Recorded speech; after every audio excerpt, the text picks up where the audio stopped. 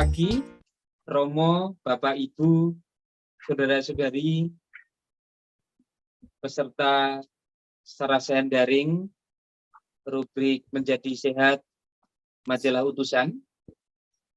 Pada pagi ini, kita akan membincangkan tentang penyakit bronkitis bersama dengan Dr. Tandean Arif Wibowo, MPH, yang selama ini selalu mengisi rubrik Menjadi Sehat di Majalah Utusan setiap edisi atau setiap bulan. Peserta sekalian, saya akan informasikan Dr. Tandean, kiprahnya dalam dunia kedokteran maupun aktivitas yang lain. Dokter ini pendidikannya adalah di SMP Pangdiluhur 1 Yogyakarta, kemudian SMA College de Brito Yogyakarta, terus selanjutnya Fakultas Kedokteran Universitas 11 Maret Solo untuk S1, serta Pascasarjana atau S2 di IKM Fakultas Kedokteran Universitas Gadjah Mada Yogyakarta. Sedangkan riwayat beliau ataupun riwayat organisasi adalah mengikuti Ikatan Motor Indonesia DIY, Indonesia Marketing Association Capture Jogja, kemudian tim City Branding Jogja Istimewa, RC DIY, Versi DIY, Apindo DIY, Apsai DIY. Kemudian pengalaman kerja beliau adalah dokter puskesmas dimulai tahun 1994 hingga 1997. Selanjutnya menjadi dokter kesehatan kerja di Kabupaten Sleman.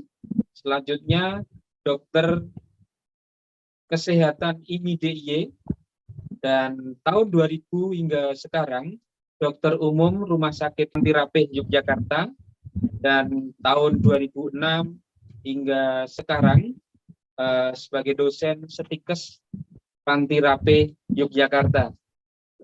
Sebelumnya tahun 2008 hingga tahun 2020 Direktur Rumah Sakit Panti Nugroho Yogyakarta, dan sejak tahun 2022 beliau adalah Ketua Komite K3 Kesehatan dan Keselamatan Kerja pada Rumah Sakit Pantirapih. Demikian itu adalah informasi tentang siapa Dr. Tandean yang sangat hebat ini. Dan beliau ini bisa dihubungi pada nomor WA maupun telepon 081 227 20655. Dr. Tandean itu juga selain mengisi rubrik di Majalah Utusan, kumpulan tulisan di Majalah Utusan juga diterbitkan oleh Utusan bekerja sama dengan Pantirapih. Rubrik Menjadi Sehat ini dibukukan. Bapak Ibu bisa memesan kepada dokter maupun kepada Majalah Utusan. Dan selanjutnya, bincang-bincang menjadi sehat pada kali ini kita akan bahas tentang bronkitis. Kita sudah bersama dengan Dr. Tandean. Selamat pagi, dokter. Selamat pagi, Pak Selamat. Langsung saja ya, dokter ya. Kita akan memasuki kepada poin, yakni bincang menjadi sehat bersama Dr. Tandean dan Majalah Utusan. Seperti apa sih penyakit bronkitis ini? Karakteristik, tanda-tanda, gejala maupun pencegahannya, ataupun siapapun yang belum kena itu untuk bisa terhindar darinya. Begitu dokter, monggo waktu secukupnya kami persilahkan. Ya. Oke, selamat pagi semuanya. Selamat pagi Romo, Suster, Bapak Ibu sekalian, dan semua pendengar yang ikut dalam Zoom, kemudian juga di dalam YouTube, dan semua yang terlibat di dalam kegiatan pada pagi ini ya, baik langsung maupun juga secara online. Sekali lagi terima kasih. Saya Dr. Tandean Arif Wibowo. Tadi sudah diperkenalkan oleh moderator Pak Selamat, dan terima kasih juga pada pagi hari ini kita bisa bersyukur menghirup udara segar dengan diberikan karunia Tuhan, dan hari ini juga kita sehat ya. Artinya kalau bahkan kita sakit ya kita akan menjadi flu, batuk, pilek. Tema pagi ini kita akan bicara tentang bronkitis, di mana tema pada pagi ini sudah saya tulis juga di majalah Utusan edisi Februari 2023. Mungkin nanti Bapak Ibu sekalian, Romo Suster, kalau ingin mengkaji lebih dalam, bisa membaca lagi di majalah Utusan edisi Februari 2023. Mungkin secara singkat saya akan coba memberikan presentasinya. Harapan kami nanti Bapak Ibu juga akan bisa bertanya, kemudian memperdalam, dan juga mungkin bisa berkonsultasi pada pagi hari ini. Nah, pagi ini topik kita adalah membahas kupas tuntas tentang apa yang saya tulis di dalam majalah Utusan adalah bicara tentang bronkitis. Beberapa penyakit juga pernah kita ulas bersama di majalah Utusan, baik itu penyakit-penyakit yang sifatnya secara umum. Dan tadi Pak Slamet juga katakan bahwa kita sudah membuat sedikit tulisan di dalam buku itu sehingga Bapak Ibu bisa merefresh kembali. Nah, pagi ini topik kita adalah bicara tentang bronkitis. Apa itu bronkitis? Nah, sebelum kita masuk ke sana, mungkin Bapak Ibu sedikit tahu bahwa tentang di majalah Utusan ini ada pertanyaan dari seorang pembaca, itu dari Bu Yohana. Dia menanyakan, suami saya 40 tahun, sudah 2 minggu ini batuk tak sembuh-sembuh. Keluar lendir, berwarna kuning. Kemudian dimulai panas, tenggorokan sakit, dan kadang sesak. Dan punya kebiasaan merokok 1-2 batang per minggu. Pertanyaannya, apakah suami saya terkena penyakit bronkitis? Kemudian pertanyaan yang kedua, apa yang harus dilakukan? Ya, terima kasih Bu Yohana, dan mungkin di dalam pagi ini kita akan coba secara online mengupas tuntas. Siapa tahu juga Bu Yohana mendengarkan dan mungkin bisa bertanya lebih lanjut. Nah, kita akan mulai dulu dari anatomi tubuh kita tentang pernapasan. Ya, kita harus tahu pernapas kita mulai dari hidung, ya, kemudian saluran hidung, kemudian masuk ke dalam rongga trakea dan ke paru-paru. Nah, topik tema kali ini kita bicara tentang bronkitis, pernah dikenal inspeksi saluran pernapasan bawah. Kalau pernapasan atas dimulai dari hidung sampai ke rongga trakea, dan kalau bawah kita bicara tentang bronkus. Artinya inilah namanya nanti ada peradangan di daerah bronkus yang disebut dengan bronkitis. Ya. Oke. Nah, klasifikasinya dari bronkitis itu ada 2, yaitu akut dan kronis. Kita membedakan kalau dia dalam waktu rentang 2-3 minggu disebut dengan bronkitis akut, dan kalau lebih dari itu dan sering berulang disebut dengan bronkitis kronis. Penyebabnya ya macam-macam, biasanya adalah karena infeksi. Infeksi bisa oleh bakteri, bisa oleh jamur, atau penyakit infeksi yang disebabkan karena penyakit yang lain. Ya. Kemudian yang kedua adalah bronkitis iritatif. Artinya adalah bronkitis yang disebabkan oleh pencetus atau alergi. Biasanya yang sifatnya lama permanen. Misalnya rokok, kemudian polusi udara, kemudian juga debu dan sebagainya. Ya, ini nanti mungkin kita akan bisa gali lagi lebih panjang dari pertanyaan Bapak Ibu sekalian. Nah, ini definisi bronkitis akut. Ya, programnya adalah selama 3 mingguan biasanya. Akut adalah mendadak dan cepat. Dan kronis, kalau dia tidak diobati dengan baik dan berlangsung lebih lama, maka menjadi panjang, maka disebut dengan kronis. Seperti ini, kalau Bapak Ibu sekalian ketahui, ini kalau kita lihat, sebetulnya bronkitis kronis adalah peradangan di daerah bronkus, di mana ada lendir. Lendir di daerah tenggorokan, kemudian turun ke daerah bronkus, ya dia akan mempengaruhi gejalanya adalah lendir itu akan membuat jadi batuk. Ya.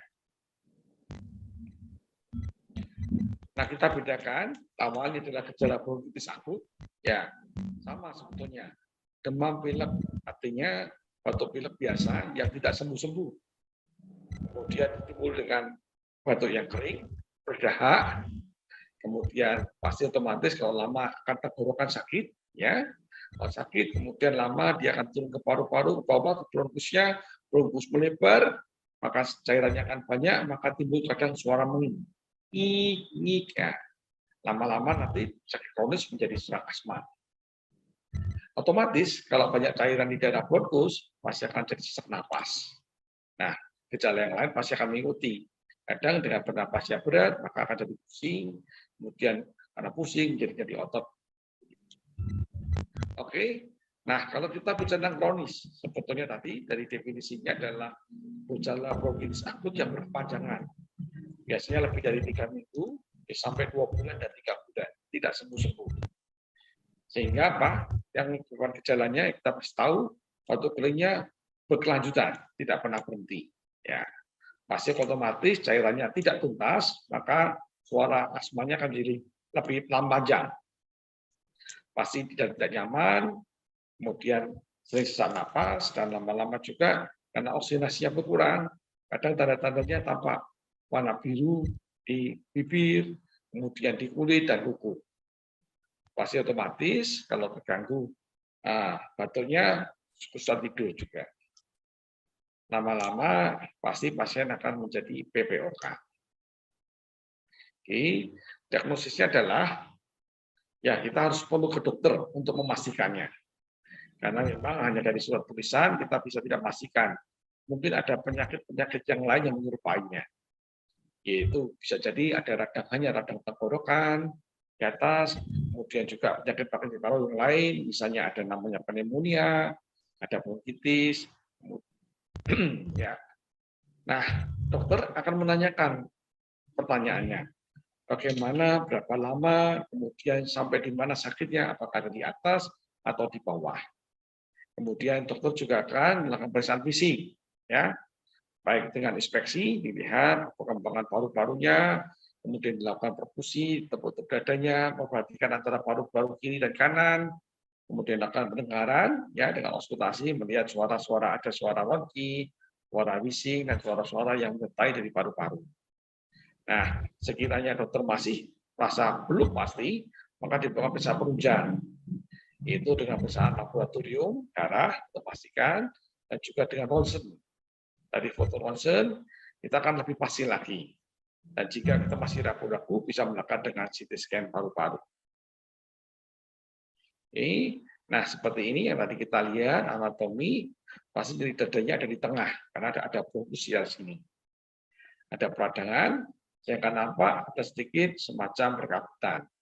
Nah, dengan ada perkabutan itu berarti lendirnya banyak. Maka nanti dokter akan melakukan pengobatan. Apa pengobatannya? Nah, karena di dalam mencegah bahasa awam, maka saya harapkan juga Bapak Ibu sekalian pada awal-awal moga-moga tidak menjadi bronkitis, ialah atau pada bronkitis awal ringan, pertama kali Bapak Ibu yang lakukan adalah membantu dengan ambil air hangat. Air hangat dikasih garam sedikit boleh, kemudian dikumur-kumur selama 1 menit, kemudian dibuang. Sekiranya dengan air garam tidak nyaman, boleh Ibu bisa gunakan dengan betadine kumur atau listrik kumur. Silakan. Tujuannya adalah membuat tenggorokan menjadi lebih nyaman dan tidak kering. Kemudian yang kedua adalah dengan minum air hangat. Harapannya adalah lebih banyak daripada kemarin, sehingga akan membuat pengeceran daripada lendirnya. Nah, sekiranya pertama juga Bapak Ibu atau anak ada siapa juga mulai panas, berikan obat panas atau pengurang sakit. Bisa paracetamol, bisa ibuprofen atau merek-merek tertentu. Ada Sanmol, Panadol dan sebagainya. Kemudian untuk tahap pertama sebenarnya berikan obat batuk yang sifatnya adalah pengencer dahak. Harapannya adalah dahaknya keluar, Anda akan lebih nyaman. Ini pertolongan pertama, ya. Kemudian dan juga boleh dilakukan perkusi dada. Tangannya tepuk-tepukan di daerah dada atas, bawah, dan juga punggung belakang. Harapannya adalah membuat nyaman. Kemudian yang kedua adalah juga bisa meredakan batuknya. Itu pertolongan pertama pada gejala bronkitis awal. Nah, kemudian apa yang diperlukan kalau tidak sembuh atau kapan kita harus ke dokter. Nah, ini yang harus Bapak Ibu tahu. Sekiranya dia mulai panas tinggi atau menjadi panas tinggi, setelah dikasih obat pengurang panas, misalnya paracetamol, tahu-tahu dia panas lagi. Artinya apa? Kondisi tubuhnya tidak membaik atau mungkin penderaan kumannya meningkat. Maka kita perlu ke dokter. Kemudian sesak napas, ya, sesak napas. Bagaimana sih kita memeriksa pernapasan kita? Apakah kita sesak atau tidak? Kita bisa menghitung atau membawa jam atau menitan, kita melihat pernapasan kita. Normal kita bernapas dewasa itu sekitar 12 sampai 20 kali. Nah, kalau napas kita itu per menit ya, kalau napas kita itu lebih dari 20 kali, maka ada curiga sesak napas. Apalagi kalau kita lebih dari 2 kali. Kemudian yang kedua, biasanya pada anak-anak ada napas cukup hidung, ya, hidungnya kembang kempis. Artinya anak itu butuh effort keras. Ya, biasanya ada sesak napas. Dan kalau Bapak Ibu sekalian punya namanya saturasi oksigen, ya, satu alat yang dimasukkan di jari, dilihat berapa sih saturasinya. Biasanya normal di atas 94. Jadi kalau di bawah 94 ada resiko untuk menjadi sesak, harus kita awasi. Nah, itulah tanda-tanda sesak. Nah, kalau frekuensi napasnya itu lebih dari 22 kali normal, ya, bisa 28, 30, sampai 40, ya harus segera dibawa ke rumah sakit atau dibawa ke dokter terdekat untuk memastikan. Kemudian yang harus dibawa dokter adalah ada asma berulang. Diobati sembuh, kemudian pulang lagi, maka itu juga tanda-tanda yang harus dibawa segera ke dokter. Kemudian apa tanda lagi yang harus dibawa ke dokter adalah adanya nyeri dada. Otomatis kalau napasnya berat, untuknya banyak, kadang napas kita menjadi tidak nyaman. Nah, kalau ketidaknyaman itu berlangsung terus, bertambah terus, maka perlu harus ke dokter. Kemudian batuk yang tidak berhenti-henti, apalagi ada darah, ya, maka harus segera dibawa ke dokter. Kemudian pasti susah tidur, ya, tidak hanya sekali, tapi berkali-kali, berapa hari, karena kita tahu kondisi akut biasanya sampai 2-3 minggu. Ada gangguan tidur, pasti akan membuat daya tahan tubuh kita menjadi drop, maka penyakitnya akan bertambah lebih lama.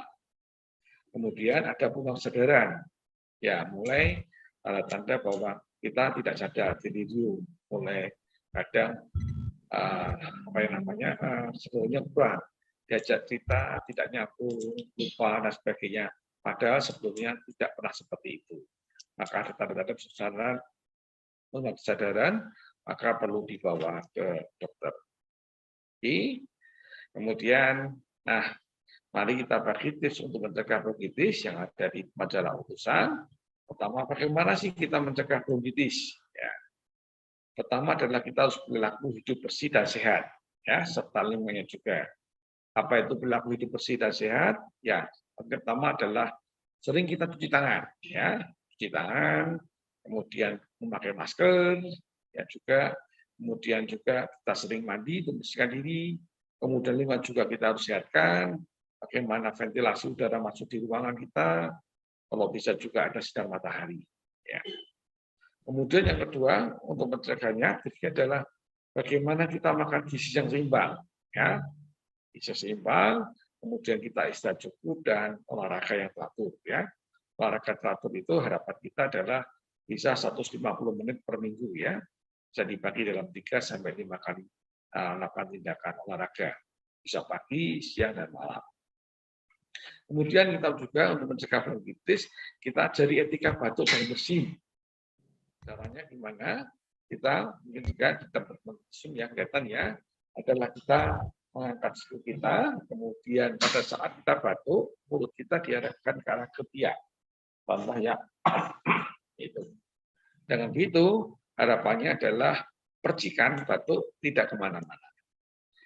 Kalau sekiranya tidak bisa, ya Bapak Ibu, mungkin ada tisu atau sapu tangan untuk menutup, dan nanti tisu atau sapu tangan misalnya yang hanya sekali pakai dibuang di tempat tertentu, jangan dibuang semuanya. Ya, jadi memang yang diajarkan pertama adalah bagaimana batuk tidak kemana-mana sehingga droplet atau cairan yang mengandung infeksi itu tidak menular ke orang lain. Kedua, ya kemudian adalah vaksinasi. Ya, memang tidak ada vaksinasi khusus untuk bronkitis. Tetapi kalau kita melakukan vaksinasi influenza atau pneumonia, harapannya pasti kita tidak akan sakit jangka berkepanjangan. Bronkitis dari awal kita tahu dimulai dari flu biasa. 1-2 minggu nggak sembuh-sembuh, batuknya, dan maka dia turun ke bawah, ke arah bronkus. Nah, disitulah muncul namanya bronkitis. Kalau kita cegah dengan vaksin influenza, ya setahun sekali, maka harapannya kita tidak mudah sakit. Kemudian hindari alergen atau pencetus, otomatis ya, yang membuat kita jadi batuk lama, kita akan terangsang batuknya. Itu contoh rokok. Ya, kalau Bapak Ibu sekalian, seperti tadi suami Bu Yohana, kalau dia merokok, memang sebaiknya berhenti, baik pada saat sakit dan kalau bisa juga seterusnya untuk berhenti merokok. Karena asap itu akan merangsang dari tenggorokan sampai paru-paru untuk mengeluarkan lendir. Jadi tidak akan tuntas selamanya. Demikian juga kalau rokok pasif, ya seperti tadi ya, ruangan harus juga bersih. Jangan sampai kita juga, misalnya pada saat batuk, kita terangsang oleh rokok-rokok, asap rokok dari teman dan sebagainya. Sebaiknya kita hindari. Atau polusi udara, misalnya ya, kita bersihkan rumah lama, dan kita sebaiknya lama tidak dibersihkan dan sebagainya, ya kita perlu pakai masker untuk membersihkan, sehingga alergen pencetus itu tidak membuat kita menjadi batuk atau pilek. Dan terakhir, itu hindari makanan yang memicu batuk pilek. Bapak Ibu sudah tahu ya, apa saja makanan-makanan yang mengandung batuk pilek. Ya contoh, kita sudah mulai flu, ya sebaiknya hindari es. Ya kalau kita juga mulai kering, tenggorokannya nggak nyaman, mungkin gorengan atau pedas, atau makan-makanan kecil yang bisa merangsang tenggorokan sakit. Kalau merangsang tenggorokan sakit, kita bisa cegah, kita bisa mencegah penyakit itu berlanjut ke bawah. Dan harapannya bronkitis tidak terjadi. Ini dan beberapa referensi dan terima kasih. Mungkin itu sebagian daripada yang saya tulis di majalah utusan. Pasti juga keterbatasan di dalam tulisan dan keterbatasan di dalam pertanyaan. Nah, kita pagi ini harapannya dengan utusan membuka Zoom, mungkin kita akan bisa lebih panjang dengan kupas tuntas dan juga bisa bertanya lagi lebih dalam. Dan mungkin nanti saya akan dibantu dengan utusan. Kalau sekiranya Bapak Ibu waktu ini terbatas, mungkin bisa menulis di dalam YouTube atau ke majalah utusan. Nanti akan saya bantu menjawab secara tertulis juga. Begitu Pak Slamet, mungkin pada pagi ini presentasi saya mungkin akan lebih banyak pertanyaan ya sehingga akan menjadi lebih dalam penulisan di dalam urusan ini. Terima kasih. Selamat. Terima kasih banyak, Dokter.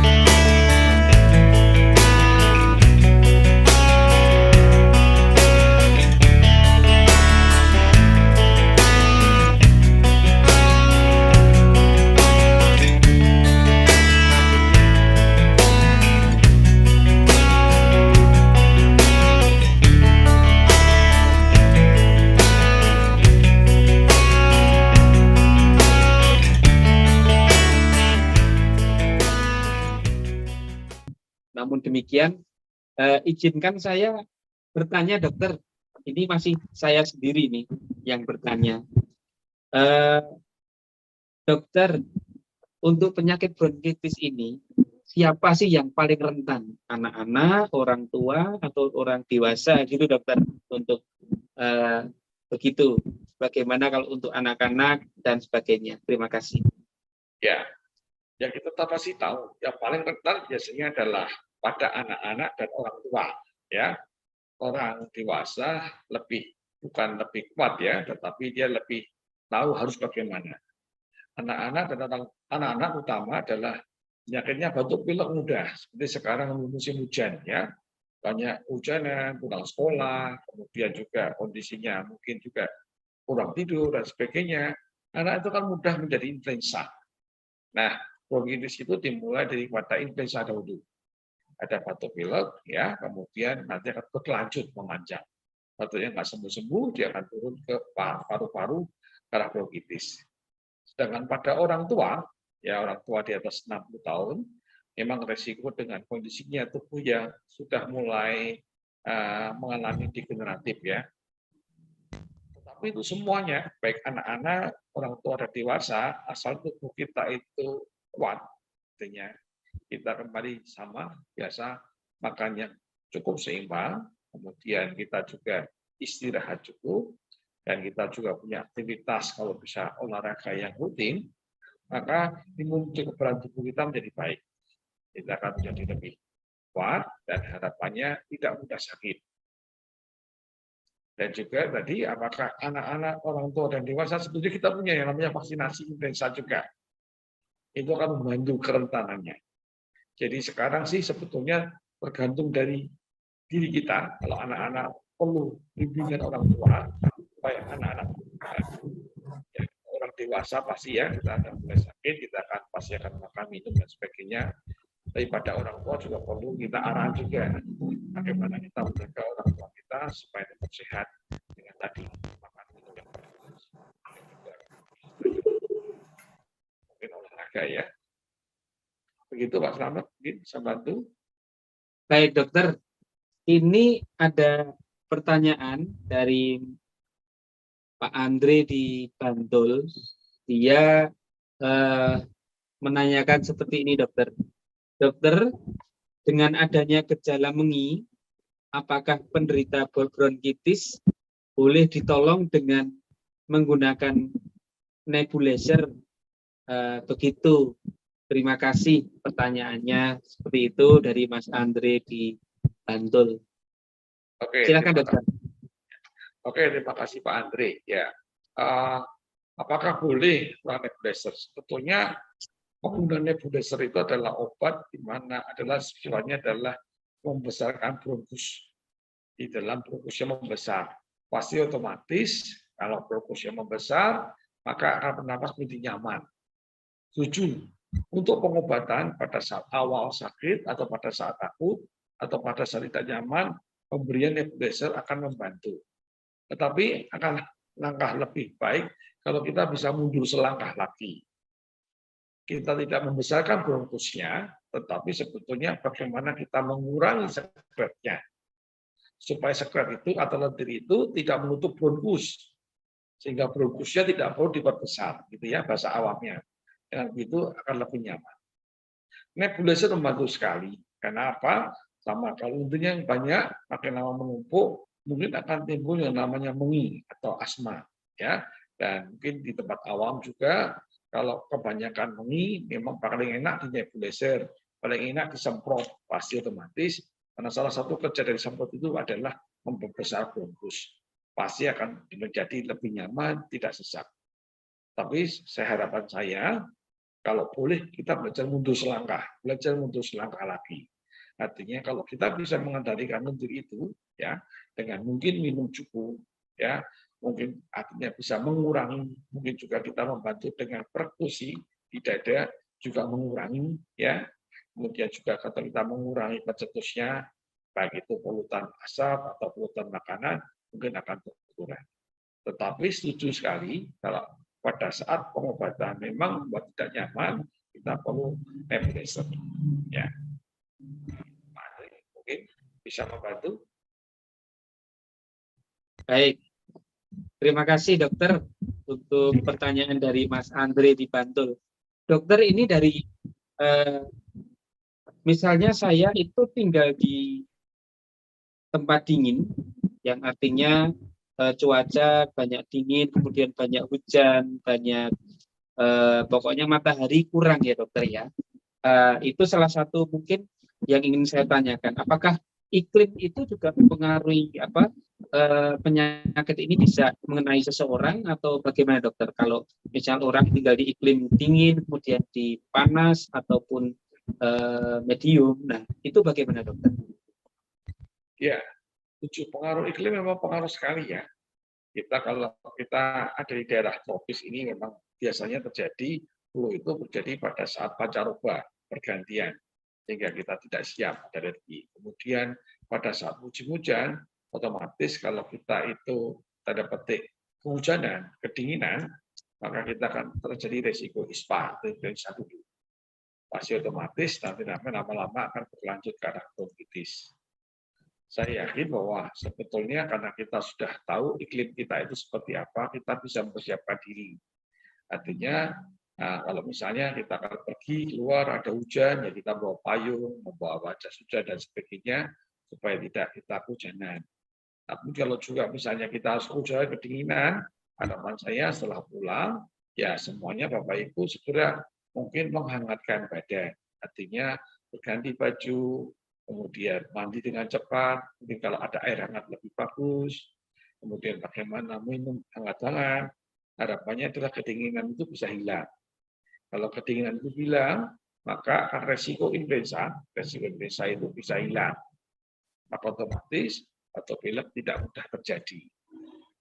Ya, jarang sekali kalau di musim panas pasien-pasien dengan tanda petik adalah bronkitis jarang terjadi, kecuali dia sudah sakit dahulu, kemudian terjadi komplikasi. Ya, kemudian untuk di cuaca-cuaca yang misalnya di 4 musim, ya mereka resikonya juga ada. Maka harapannya kita tadi di depan di majalah utusan kan sifatnya lebih kepada awam, bagaimana kita mencegahnya sebelum terjadi ke arah ke sana. Artinya mencegah ke arah bronkitisnya. Begitu. Begitu Pak Selamat mungkin membantu. Ya dokter, ini ada chat lagi dokter, pertanyaan dari Jakarta, dari Tio, Mas Tio atau siapa ini, Mas Tio atau Pak Tio. Pertanyaannya begini dokter, dokter, apakah kalau sudah vaksin influenza tidak akan terkena batuk pilek? Berapa kali vaksin harus vaksin? Kemudian mulai usia berapa? Anak atau usia anak atau dewasa atau bagaimana untuk yang boleh vaksin untuk influenza, dokter? Oke, ya, terima kasih pertanyaannya Pak Tio. Pertanyaannya bagus ya. Bahwa kita harus tahu tentang definisi vaksin. Ya, vaksin memang banyak sekali ya sekarang. Salah satu definisi vaksin yang paling lama atau awam adalah kuman atau bakteri tersebut yang dilemahkan, yang berhubungan dengan penyakit tersebut, yang dimasukkan ke dalam tubuh kita, harapannya adalah membuat antibodi, ya, antibodi tubuh kita untuk menolak penyakit tersebut. Ya. Jadi adalah suatu vaksinasi yang disebut dengan namanya adalah imunitas yang pasif. Artinya dengan adanya masukan kita timbul antibodi yang bagus sehingga tidak terkena penyakit. Nah, kembali semuanya itu pasti ada komponen yang mengikuti, ya kan? Baik pertama komponen vaksinnya, ya, influenza harapan tadi ya, ceritanya desa. Harapannya adalah komponen itu bagus, tidak kadaluarsa dan sebagainya, sehingga pada saat dimasukkan tubuh kita memang benar-benar maksimal. Kemudian yang kedua ada namanya respon tubuh kita, ya. Harapannya kalau tubuh kita bagus, kita akan memberi respon sehingga akan menimbulkan antibodi. Dengan antibodi, harapannya influenza yang ringan-ringan, artinya bisa tidak terjadi kita karena kita punya namanya antibodi. Ya. Tetapi kalau kondisi kita baru drop juga meskipun sudah divaksin, pada suatu saat drop, kemudian juga kedinginan seterusnya muncul terus, ya kita bisa menjadi influenza. Memang tidak ada jaminan 100% bahwa saat divaksin pasti tidak influenza, ya. Masih dibantu oleh tubuh kita pada saat kejadian seperti itu. Maka yang penting juga bahwa influenza itu meningkatkan antibodi dan tubuh kita bisa makan yang baik, kemudian istirahat yang cukup, harapannya vaksin influenza itu bisa tidak terjadi. Nah, vaksin influenza bisa diberikan pada anak-anak, bisa diberikan pada orang tua juga, bisa terutama juga pada orang tua atau orang dewasa yang suka traveling. Ya, banyak pasien-pasien saya masa kalau di klinik kita mengatakan biasanya pakai November, oh saya mau ke luar negeri, saya mau ke daerah-daerah yang tropis, daerah-daerah empat musim, dan biasanya pada saat ya, saya anjurkan 1 bulan sebelumnya untuk vaksinasi supaya timbul antibodi sehingga pada saat di sana tidak mudah sakit influenza. Begitu Pak. Selamat. Ya, itu Pak Tio ya. Bisa menjawab Pak Tio? Iya. Vaksinnya bisa jadi pada anak-anak. Oke dokter. Dokter, ini saya nyambung pertanyaan tadi yang vaksin ya dokter. Kalau tadi dokter sudah dijelaskan bisa prosesnya ataupun bagaimana untuk vaksin, kemudian manfaatnya. Lalu di mana aja sih dokter untuk bisa vaksin influenza itu bagi mereka yang tinggal mungkin jauh dari kota atau dari tempat yang tersedia tempat-tempat untuk vaksin influenza begitu? Ya, terima kasih Pak Slamet. Memang sih vaksin influenza juga belum bagian dari program dasar pemerintah ya.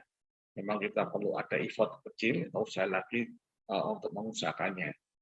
Memang mungkin kita perlu dalam tanda petik adalah berjanji dengan seorang dokter, baik itu di klinisi atau di rumah sakit terdekat untuk permintaan vaksin, sehingga nanti misalnya kita akan vaksin pada waktu tertentu bisa dipesankan tanda petik, sehingga nanti kan dicarikan juga kalau memang ada prosedurnya untuk bisa mencarikan, dan kalau datang pasti dengan termos es dan sebagainya bisa disuntikan. Itu salah satu cara untuk memesannya ya. Jadi sehingga vaksin itu pasti ada. Nah, memang kalau vaksin itu tidak terpencil, ya memang agak kesulitan juga. Makanya kembali kita harus PHBS ya. Bagaimana kita hidup sehat ya, bagaimana kita menjaga lingkungan kita, dan bagaimana kita tetap berhati-hati juga terhadap penularan pada orang-orang di sekitar kita. Itu Pak Slamet. Baik dokter, terima kasih. Ini masih ada pertanyaan lagi dokter dari Ibu Vero atau Mbak Vero di Surabaya. Dia bertanya seperti ini dokter. Kalau batuk berulang, kemudian setiap hari, hampir setiap hari, kalau batuk berulang, hampir setiap bulan batuk, berdahak, tetapi tidak disertai demam, apakah perlu dilakukan rongsen? Anak saya ada alergi dingin, dokter. Begitu pertanyaan Ibu Vero di Surabaya, dokter. Terima kasih Bu Vero atas pertanyaannya ya, pertanyaan yang menarik dan juga memang banyak terjadi pada pasien-pasien juga. Ya, seorang dokter atau seorang klinisi pasti akan mempertanyakan kenapa sih ini batuk berulang-ulang ya. Setelah dilakukan pemeriksaan fisik biasanya sih cenderung pada alergi. Bagaimana kita menemukan alerginya?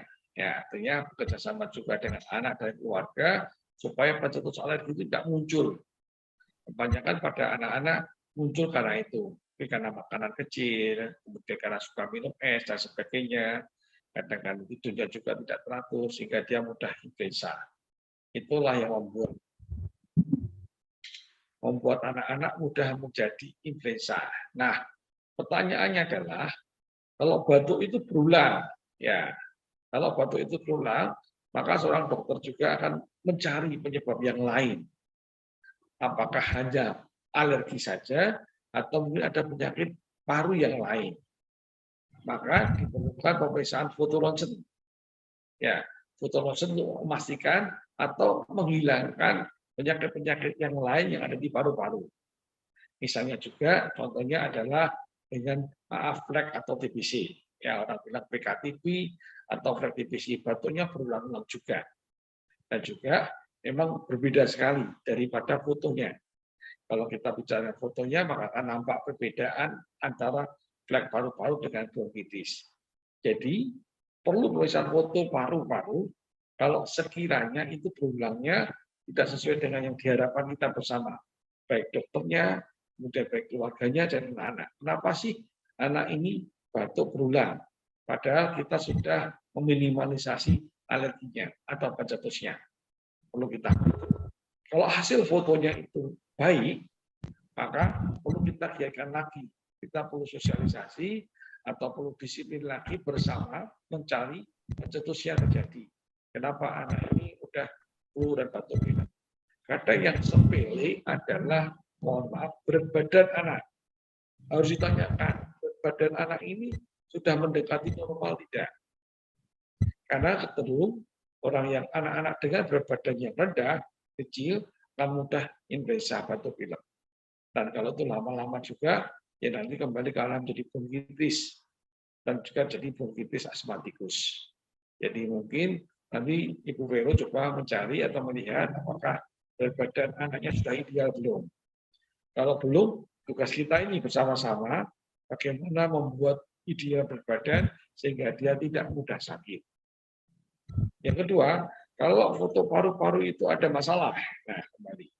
Kalau foto-foto ini nampak di daerah bronkus, artinya ada yang namanya bronkitis. Maka kita perlu pengobatan. Pengobatan bisa pemberian antibiotik.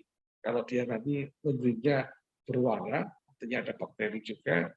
Atau foto-fotonya menunjukkan bronkitis, masih pengobatannya lebih panjang, maka pemberian antibiotik akan diberikan.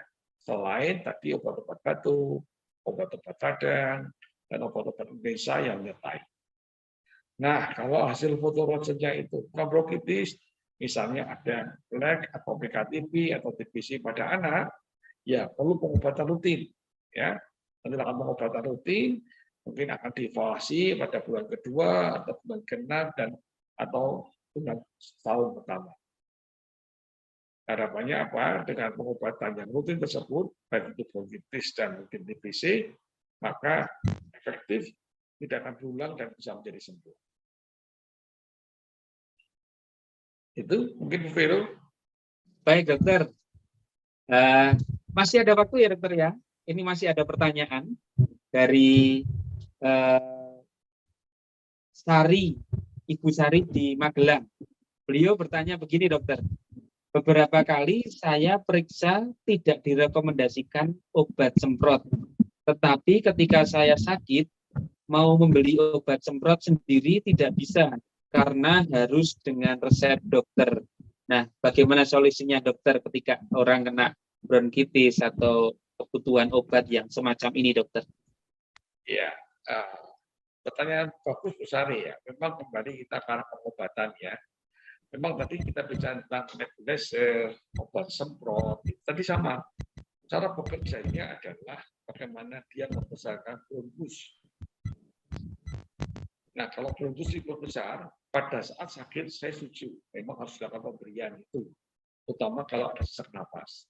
Tetapi kalau menjadi maintenance, mungkin akan lebih baik kita bisa mundur selangkah, mencari sebabnya.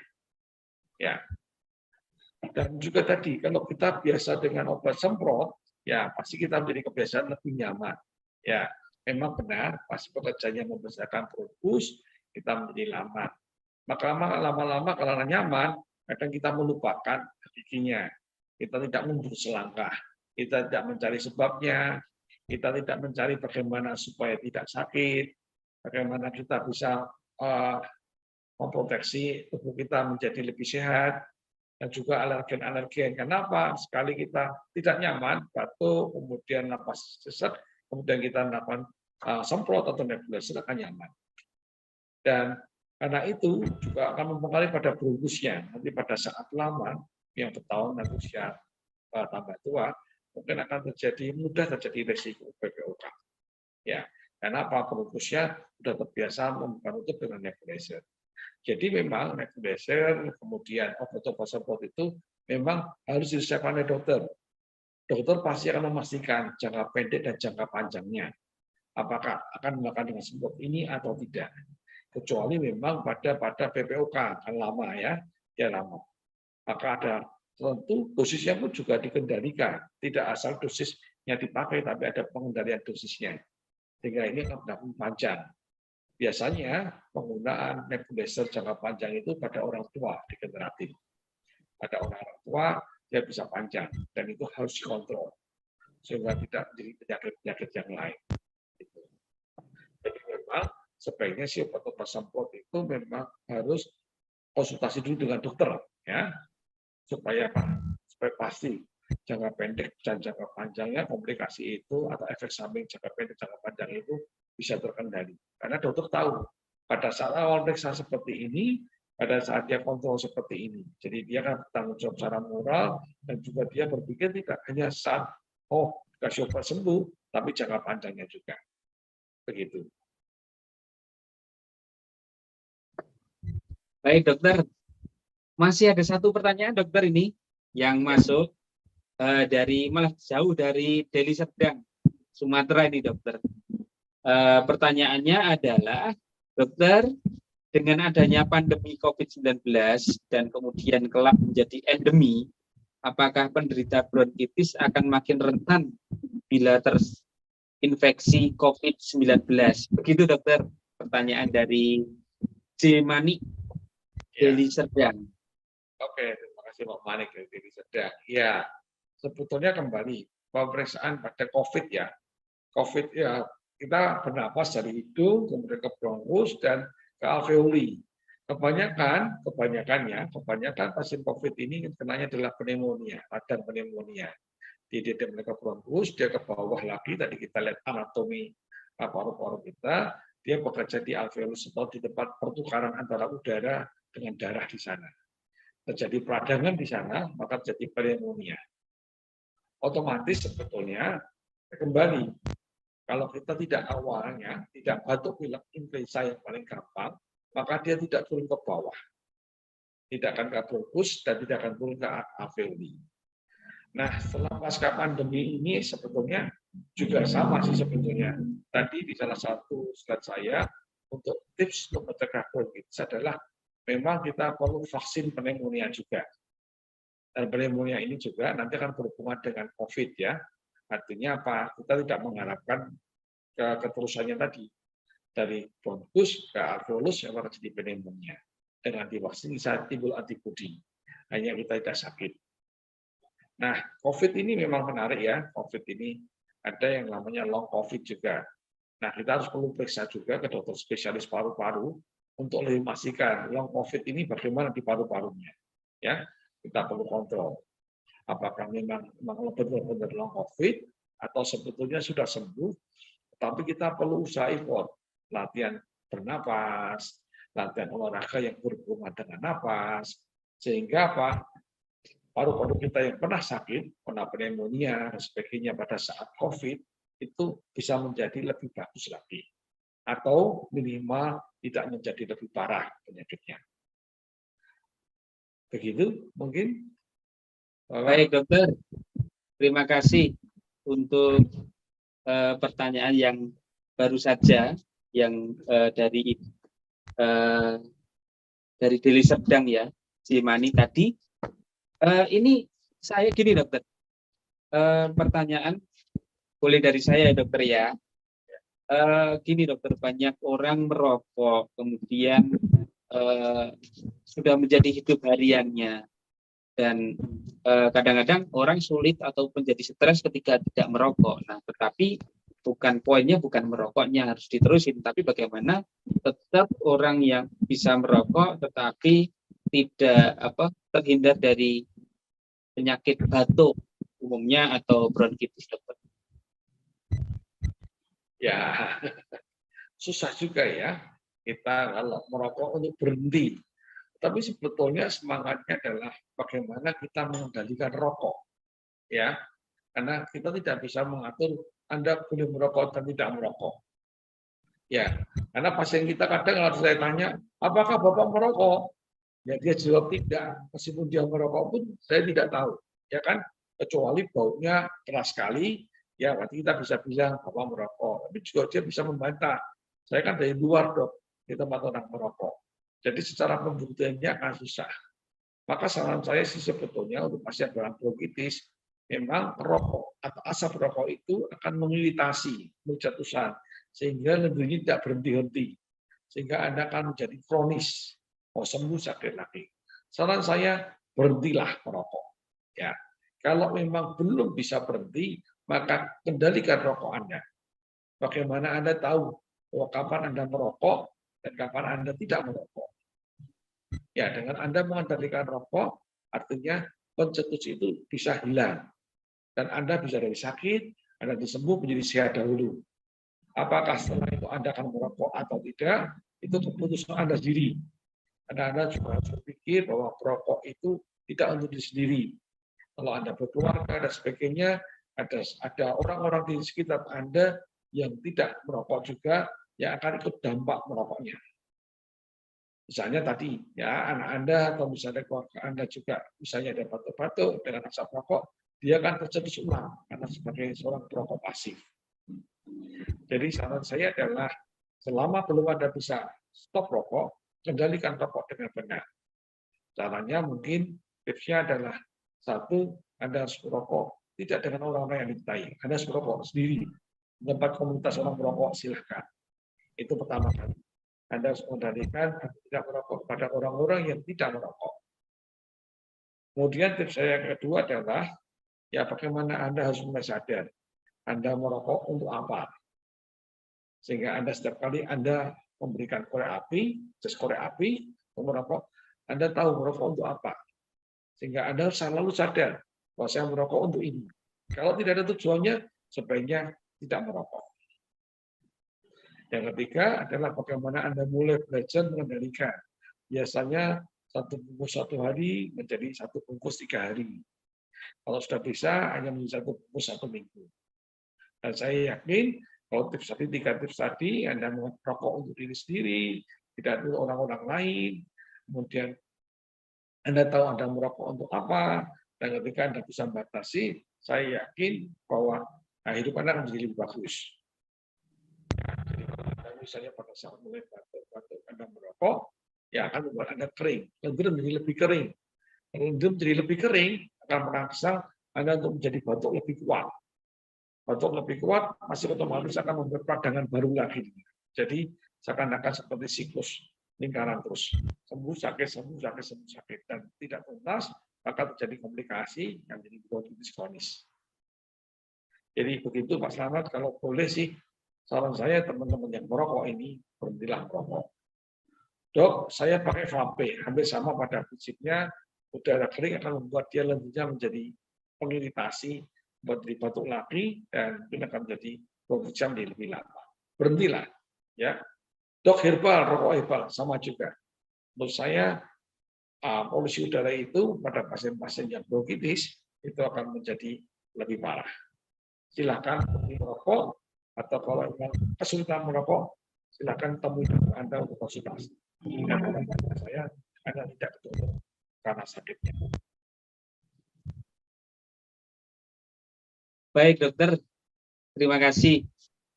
Ini dokter, tadi dokter menjelaskan ya ketika anak atau yang terkena batuk bronkitis kemudian diminta untuk tepuk-tepuk dada ya, atau tempat yang bisa membuat nyaman. Nah, sebenarnya itu bagi dada kita itu menjadi terpengaruh nggak dokter, atau bahaya nggak ketika kita harus bagaimana nepuknya, keras atau bagaimana begitu dokter? Ya, oke, itu salah satu dari fisioterapi pernapasan dengan chest ya. Yes. Ya. Jadi seperti ini mungkin di YouTube datang ya. Posisi menunggu, kemudian kita bisa menepuk-nepuk. Bukan mendorong ya. Kalau mendorong menjadi sakit. Tapi dengan menepuk-nepuk di sekitar area dada, baik itu depan dan punggung, itu 2 hal biasanya. Satu adalah dengan dipepuk, artinya akan membuat peredaran darah menjadi lancar. Anda akan menjadi lebih nyaman. Ya, kita akan lebih nyaman. Apalagi kalau mungkin Anda bisa berikan sedikit penghangat, misalnya balsem atau minyak kayu putih atau apa yang cocok dengan kulit Anda, dia akan lebih mudah menghangat. Yang kemudian dengan ditepuk-tepuk itu juga harapannya adalah bagaimana menggerakkan merangsang otot paru-paru, dinding paru-paru untuk bergerak. Harapannya juga ya bahasa Jawa kita bobrok, meskipun tidak langsung seperti itu ya, tapi dengan begitu ada merangsang paru-paru untuk bergerak.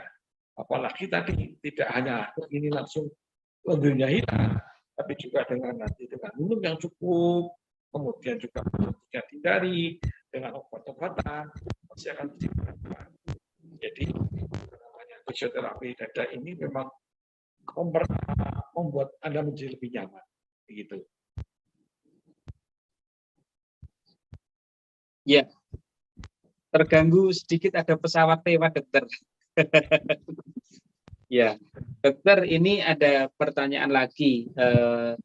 Kira-kira bagaimana dokter membedakan antara bronkitis orang yang kena bronkitis dan TBC dokter? Kadang-kadang kan orang batuk, kemudian apa? Oh ini aku kena TBC atau kena bronkitis. Tapi bagaimana sih karakteristik bedanya sedikit aja dokter dengan?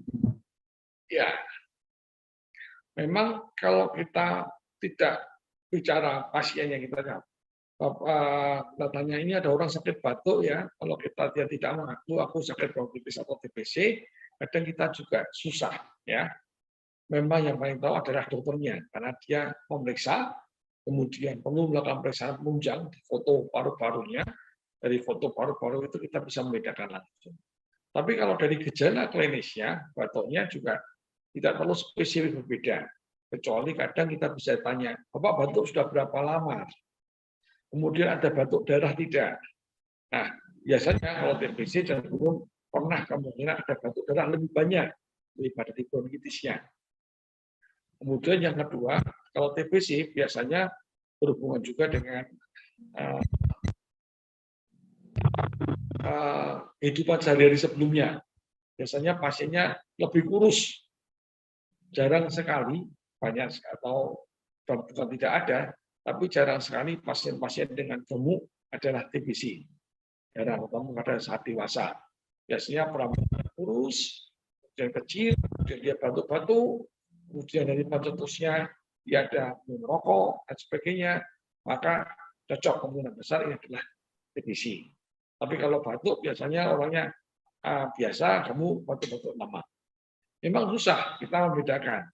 Biasanya kalau kita melihat secara perawakan langsung, meskipun ini salah, kita menjudge orang, menghakimi seorang, orang batuk-batuk dengan kurus, kecil gitu, wah, ini TBC ini, ya, gitu ya, ada yang gampang. Tapi belum pasti ya, karena yang paling pasti sebetulnya dokternya yang tahu. Dari foto paru-paru pasti akan tahu untuk pastikannya. Kalau dadanya batuk-batuknya nggak bisa Pak Fawad. Oh ini TBC ini nggak bisa. Kita nggak tahu, apalagi kalau pada awal-awal, semua pada awal-awal. Pada bulan pertama atau bulan pertama itu nggak kelihatan. Kecuali tadi perawakannya ketahuan. Kalau dia perawakannya ketahuan, pasti resiko tinggi. Jadi bukan kita bicara pasti ini bronkitis atau TBC, tapi resikonya pasti ke sana. Memang TBC lebih banyak menularnya di samping bronkitis. Kalau bronkitis, selama dia lendirnya tidak berwarna, tidak ada bakterinya, maka dia tidak menular. Kalau TBC juga, kesulitan kita juga, dia waktunya lebih long time, lebih panjang. Meskipun sebetulnya nanti setelah diobati, sampai titik tertentu, umpamanya diperiksa tidak menular, maka dia tidak akan menular. Perlu waktu sampai TBC waktu obat, sehingga dia tidak menular. Kalau bronkitis, nanti kalau misalnya dia ada bakteri, kita kasih obat antibiotik sampai waktu tertentu lebih pendek, kemudian nanti batuknya adalah batuk, pengobatannya adalah batuk-batuk yang sifatnya radang atau alerginya.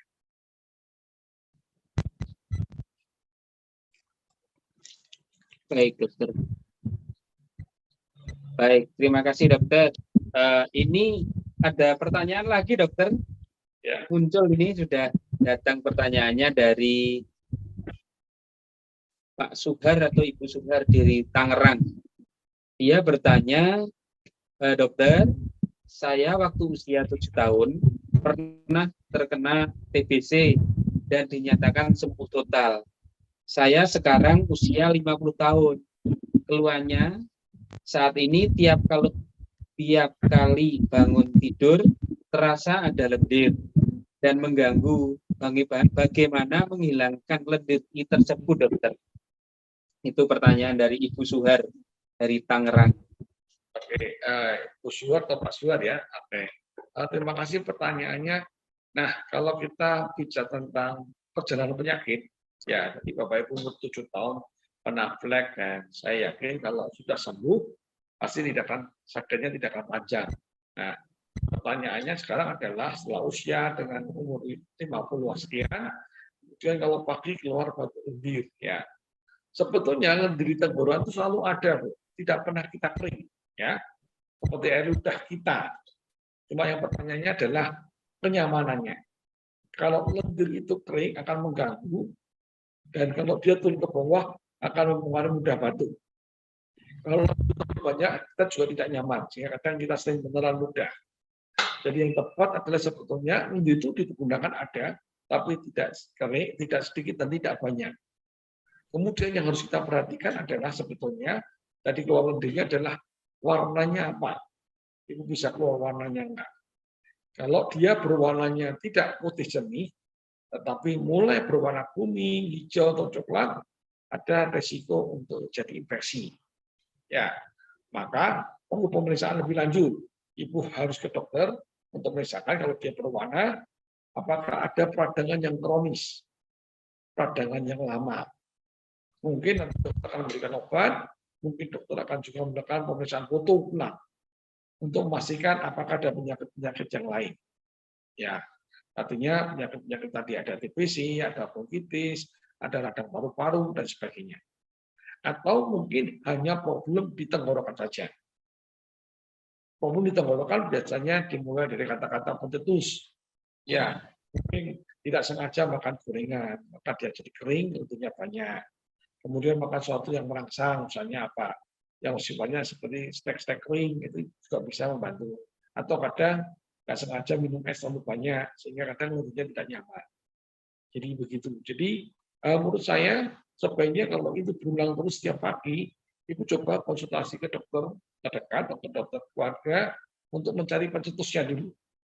Apakah ada pencetusnya tidak? Tetapi kalau tidak ada pencetusnya, mungkin kita perlu foto ronsen. Kalau nanti foto ronsen tidak ada apa-apa, berarti bukan penyakitnya dari paru-paru. Mungkin kita harus mencari lagi pencetusnya lagi lebih efektif, lebih efisien, digali panjang. Kadang pasien-pasien juga tidak makan es doang, tidak makan gorengan, tapi tahu-tahu dia bilang, dok, saya tadi merokok, dok saya apa? Gitu. Kadang kita tidak jelas, tapi pencetusnya masih ada. Jadi lendir itu terjadi karena ada pencetusnya. Nah, untuk pengobatannya, ya dicoba kita pakai yang gampang dulu. Kumur air hangat, ya pagi-pagi berangkat kumur air hangat, atau malam sebelum tidur ada kumur air hangat, mungkin boleh. Kalau Anda ada garam sedikit, dikasih garam sedikit, ya, tapi tidak itu diminum, dikumur-kumur, atau Anda mau pakai betadin juga boleh, listrik boleh, dikumur-kumur supaya apa? Terjadi pengenceran supaya lendirnya sesuai dengan tubuh kita. Kita akan lihat isu paginya seperti apa. Atau juga Anda pagi-pagi sekali, kalau ada sekolah pagi, Anda kumur-kumur. Berapa kali, 1 menit, kemudian 2 atau 3 kali, kemudian kita evaluasi. Kalau dia berkurang, ya aman, tidak ada masalah. Atau mungkin juga semalam, mungkin Anda dengan AC. AC itu juga membuat akan menjadi kering atau belum jadi tidak nyaman, sehingga akan terangsang untuk mengeluarkan lebih lagi. Anda tinggal mengevaluasi malam berikutnya, mungkin AC-nya dibuat kondisi yang lebih naik daripada biasanya. Begitu. Atau mungkin kipas angin. Atau Anda mungkin juga yang sepele-sepele juga. Itu pertanyaan saya biasanya kita gali. Bagaimana kondisi kamarnya? Apakah ada jendela terbuka? Apakah ada matahari bisa masuk? Apakah ibu tidur dengan ranjang atau tidak dengan ranjang? Apakah ibu tidur dekat dengan kamar mandi atau tidak kamar mandi? Nah, itu harus kita gali semuanya. Memang kelihatannya sih sepele. Saya sudah bertahun-tahun biasanya begitu. Nah, kadang yang sepele-sepele itulah menjadi pencetusnya. Mungkin kita perlu gali dengan analisis lagi, kita gali lagi dengan pertanyaan-pertanyaan, kalau sekiranya memang paru-parunya difoto bersih. Begitu, Bu Suhar, mungkin bisa membantu. Baik, dokter. Terima kasih banyak. Pertanyaan dari Ibu Suhar di Tangerang ya.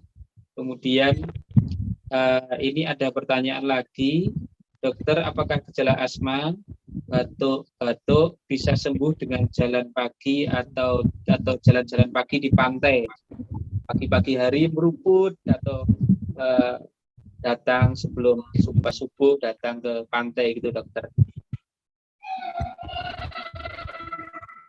Terima kasih pertanyaannya.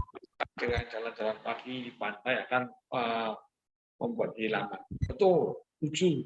Sebetulnya pada prinsipnya pertama adalah menggerakkan tubuh kita. Kalau menggerakkan tubuh kita olahraga, maka sirkulasi menjadi lancar. Baik itu dari kaki, mungkin ke kanan atau paru-paru. Apalagi kalau misalnya ini berhubungan dengan pernapasan, ya bagaimana kita mengelola pernapasan kita. Baik itu pada saat olahraga, kita melakukan pernapasan, ya, buat napas lebih panjang, menahan, dan mengeluarkan. Ya, prinsipnya seperti itu, sehingga sirkulasi udara di paru-paru menjadi lebih lapang. Nah, itu perlu dilatih. Apakah itu ada di pantai, apakah apa itu di jalan, apakah sebetulnya tidak ada masalah.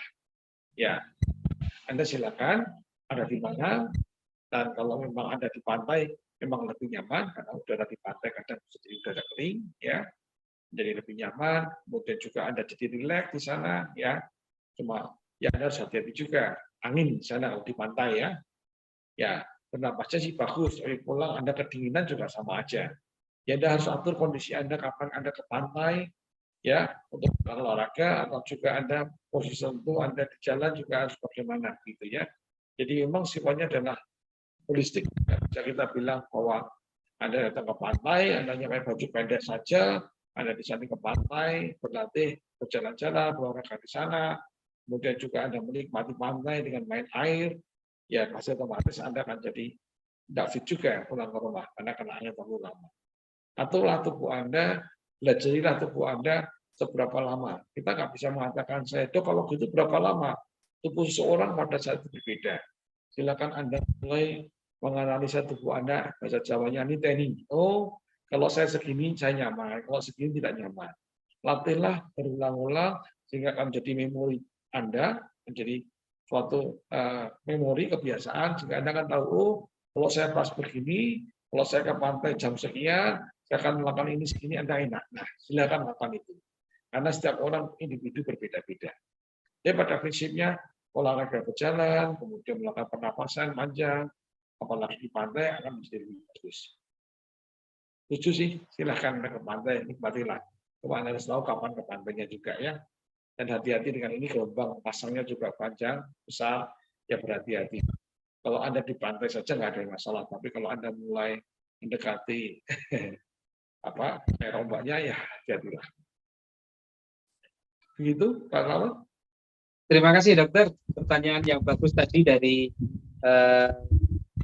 peserta ya, untuk jalan-jalan di pagi di pantai, untuk sebagai sarana untuk hidup sehat, mencegah ataupun bisa sebagai obat karena di pantai udaranya segar dan sejuk ya, banyak garam atau apa bisa menjadi sarana untuk penyembuhan. Nah, dokter,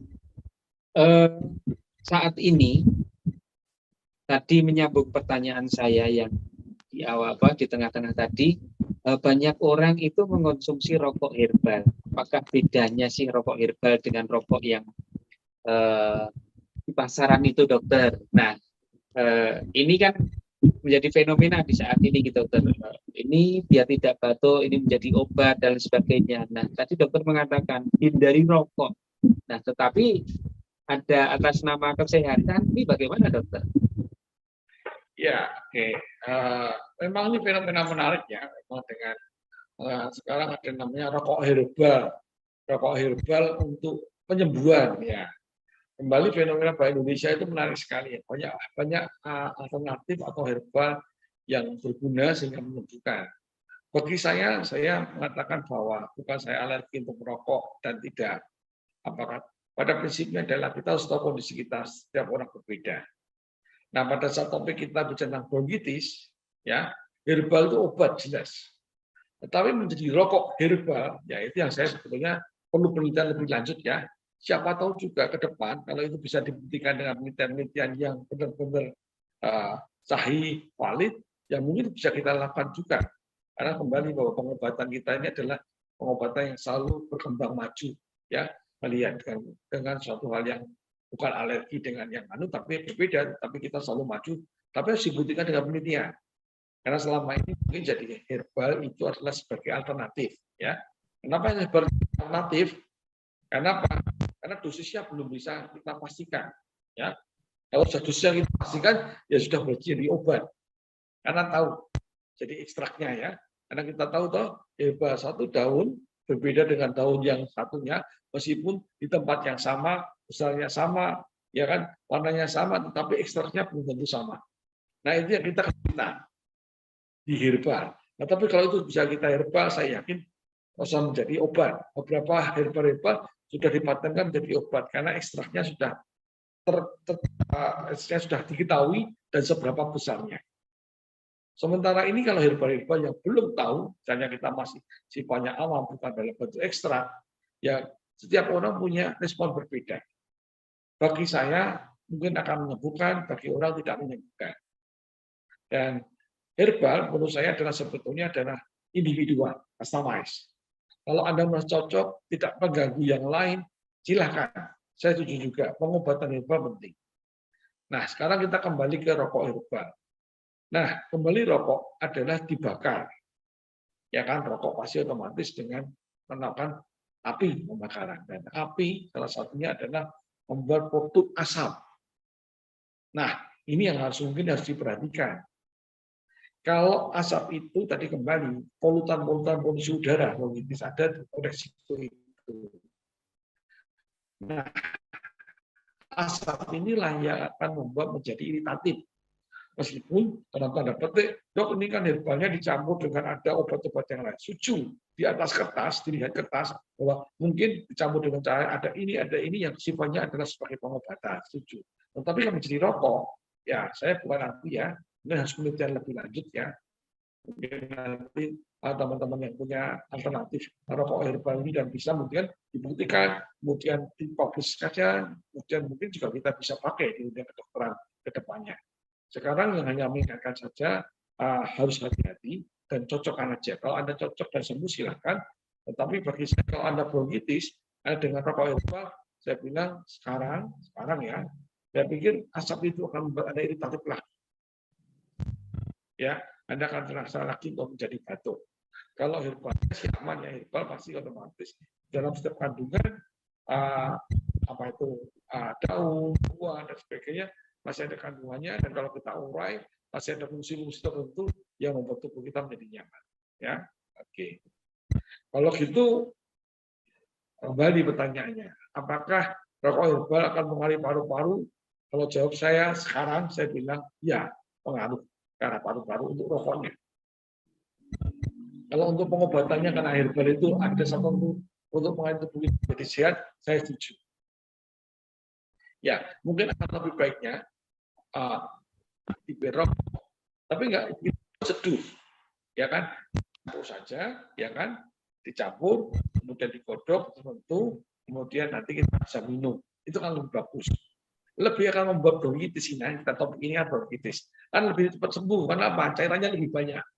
Apalagi cairan tersebut mengandung zat-zat herbal yang bagus buat tubuh kita.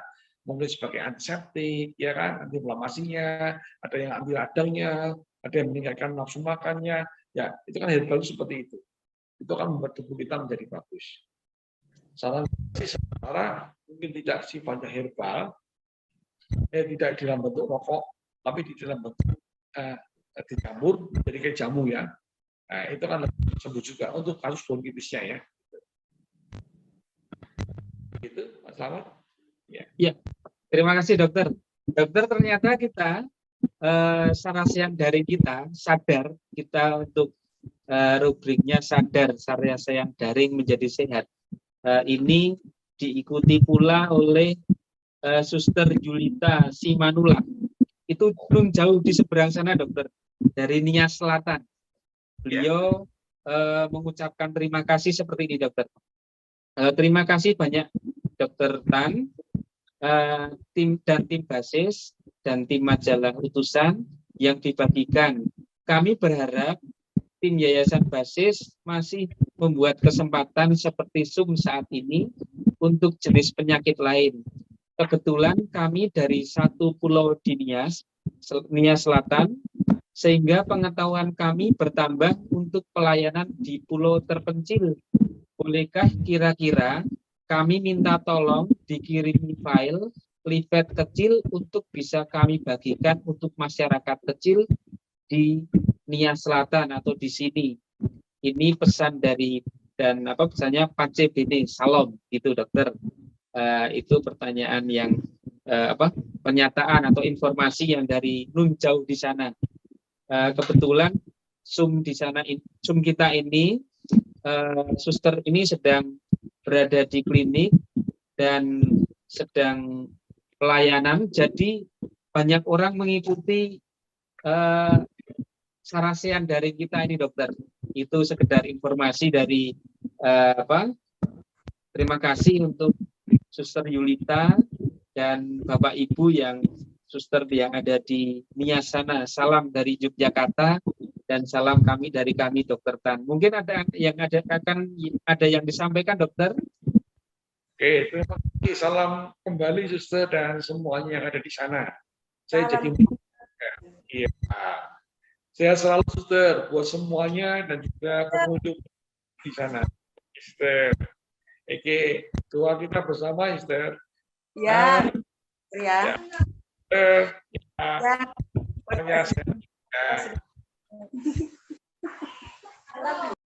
Ya, moga-moga saja sarasian ini bisa berlanjut, kemudian bisa menjadi dengan topik-topik tertentu. Kami siap membantu, Sister. Nanti kalau misalnya dari majalah utusan, pasti dan sebagainya, kami siap. Kemudian beberapa misalnya dengan topik-topik yang berbeda, kami juga akan bantu dengan siap.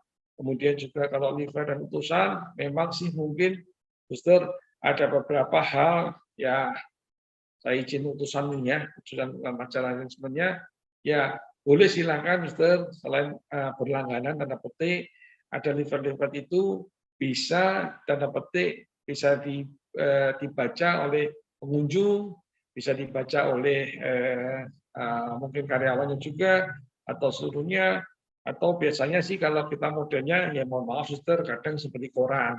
Mungkin Suster kalau di sana ada fotokopi yang diperbesar bisa ditempel sebagai namanya mading, promosi kesehatan di sana. Selain Suster juga tidak harus menjelaskan, dengan ditempel ada orang akan membaca.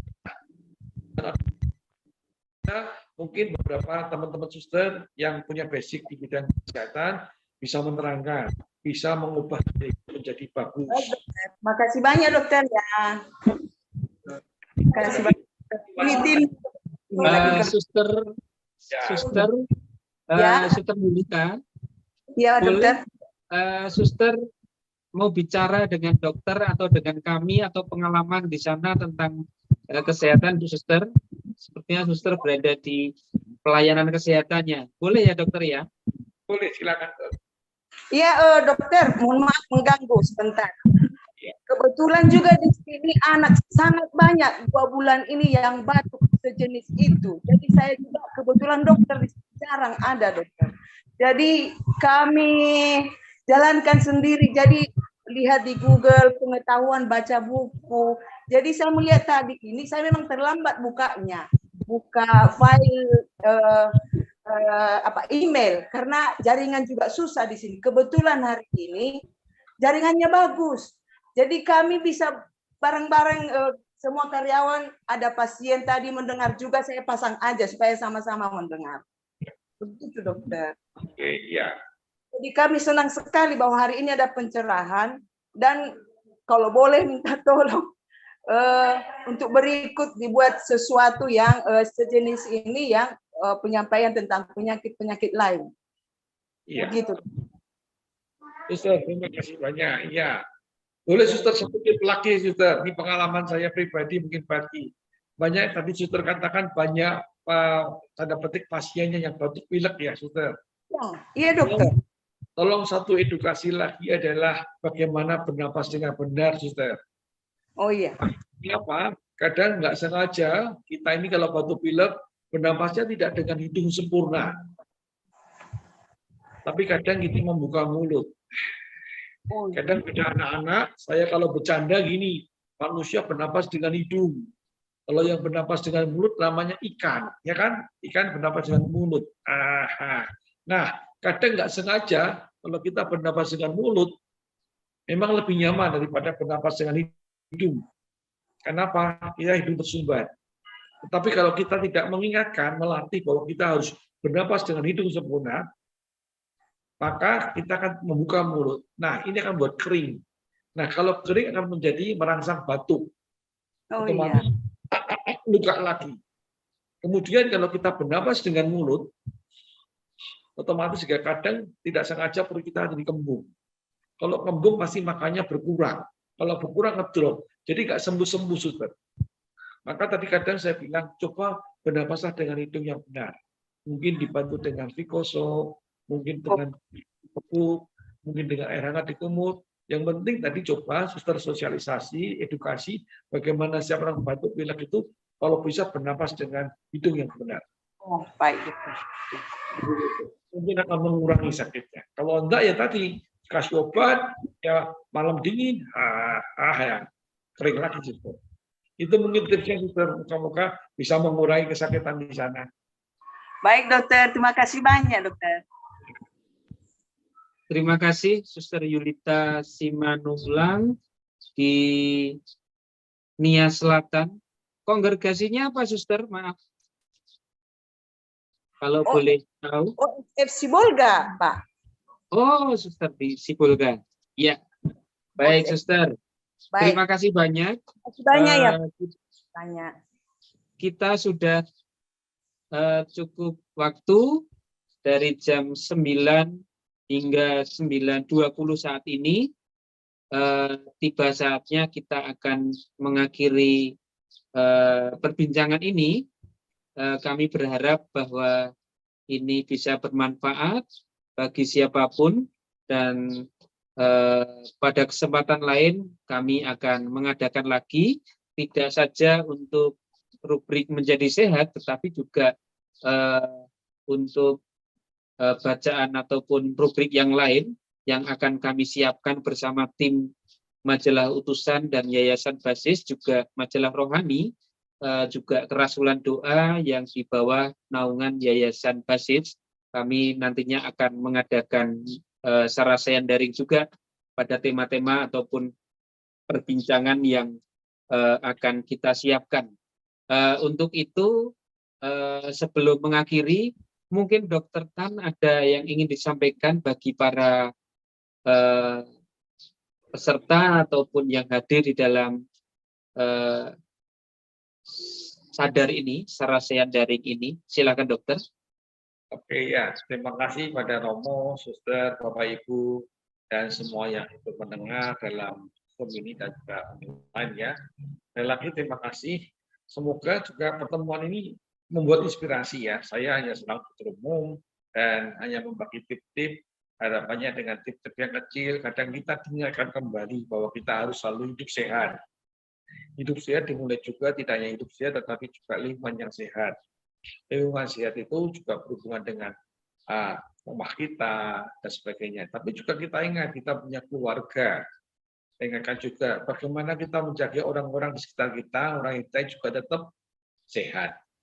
Jangan sampai kita sehat, ya kita sudah makan, coba olahraga, tapi ada orang saudara kita, anak-anak kita, orang tua kita sakit, ya nanti pada suatu saat kita juga sakit.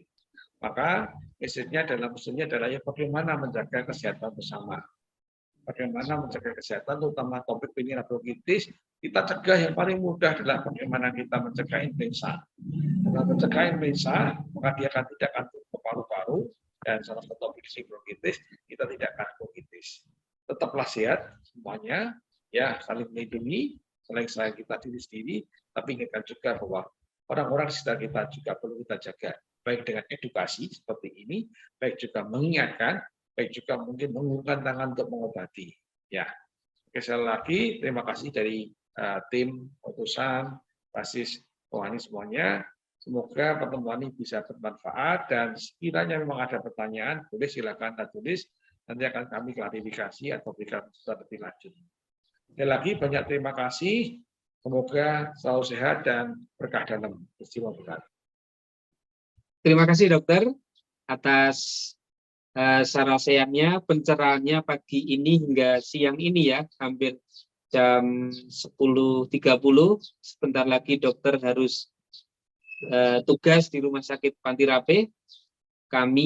Saya Slamet Riyadi yang mengantarkan diskusi Sarasian ini banyak salah kata maupun kekurangan. Secara pribadi saya minta maaf juga secara tim dari Yayasan Basis. Terima kasih kepada para peserta baik di Zoom maupun yang mengikuti ataupun pada kesempatan yang lain akan menyaksikan tayangan di YouTube. Semoga tayangan ini bermanfaat. Saya dari Yayasan Basis, majalah Basis, Utusan dan Rohani, menyampaikan terima kasih kepada Romo, Suster, Bapak Ibu, serta semuanya. Salam sehat, berkah dalam. Apakah artinya mencari Tuhan di dalam segala? Apakah Anda ingin tahu jawabannya? Mungkinkah kita tetap menemukan Tuhan dalam situasi hiruk-pikuk dunia ini? Majalah Utusan menawarkan perspektif Ignatian terhadap dunia, menemukan Tuhan dalam segala, menemukan Tuhan di dalam jatuh bangun peradaban manusia, menemukan Tuhan di dalam kesibukan kerja dan hidup berkeluarga, menemukan Tuhan di dalam pergumulan kita sebagai orang-orang beriman.